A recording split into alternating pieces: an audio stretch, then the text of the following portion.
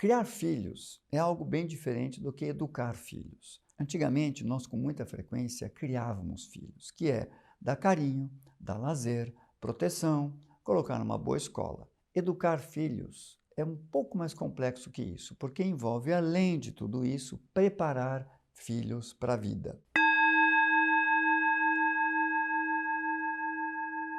Se você fizer um experimento que várias vezes eu repeti com casais em workshops, sobre educação de filhos, você vai descobrir uma coisa interessante sobre preparar filhos para a vida. O experimento consiste no seguinte: com alguma frequência eu peço aos casais que fiquem cada casal num canto da sala e gastem 5 a 10 minutos anotando tudo o que eles acham que precisam fornecer aos seus filhos de recursos, de capacidades, de competências, para que os filhos, aos 25 anos de idade, supostamente quando começarem a enfrentar a vida por conta própria, estejam em condições de lidar com o mundo.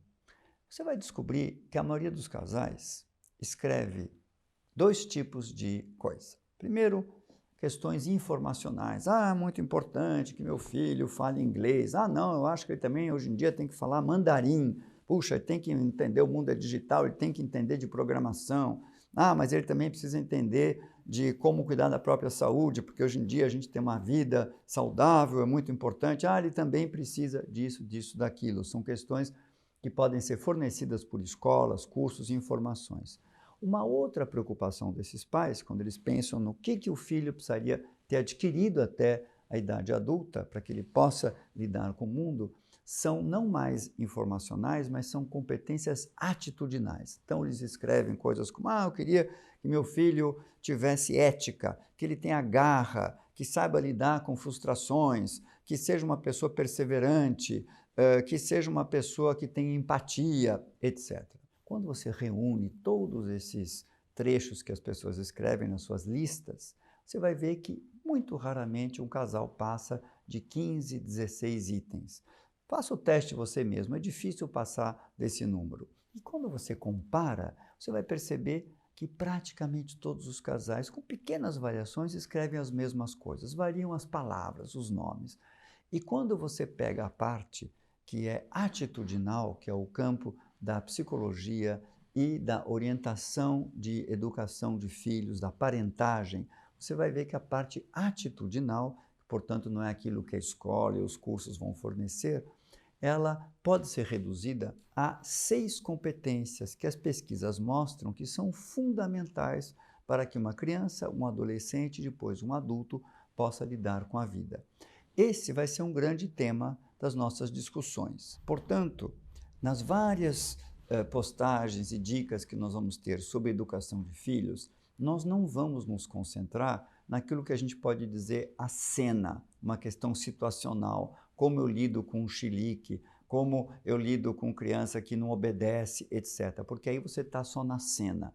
Para nós vai ser importante a gente discutir o roteiro desse filme todo. Se você entender que seu filho pode seguir um roteiro de preparação para a vida, e quando você começa a educar uma criança, o adolescente que você vai colher é a criança que você plantou. E o adulto que está sendo lançado ao mundo é a criança e o adolescente que foi cultivado. Por isso é importante você não pensar só na cena, no momento, mas no roteiro, no filme todo. Daí, além de ter uma noção dessas 6 competências que os pais podem desenvolver com os filhos, e nós vamos discutir uma a uma em detalhe no próximo vídeo, também é muito importante o pai ou os pais serem municiados com ferramentas para desenvolver essas competências com seus filhos. Mas eu queria encerrar o vídeo de hoje, além de mencionar essas 6 competências, com uma dica sobre o papel dos pais e, eventualmente, a questão das terapias para filhos. Mas antes, sobre as 6 competências, sobre para onde nós então conduzimos a educação dos nossos filhos para que eles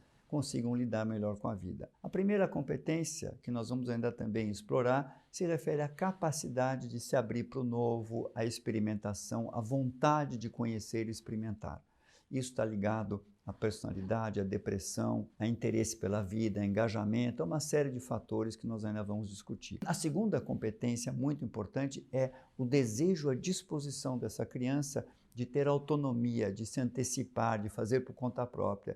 Isso também é fundamental. Crianças que não têm isto são crianças que desenvolvem depois na vida adulta o que a gente chama de esquemas de dependência, pessoas muito dependentes emocionalmente e praticamente dos outros, o que não é nada bom. A terceira competência liga-se à capacidade interpessoal, a tal da inteligência emocional e alguns outros fatores. Crianças e adolescentes que não desenvolvem essa capacidade vão eternamente ter no trabalho, na vida amorosa, nas relações familiares, sociais, conflitos ou engolir sapos e ter dificuldade de negociar, etc. É uma competência fundamental para lidar com a vida. A quarta se refere à garra, se refere a trabalhar com tentativa e erro e constantemente se autoaprimorar.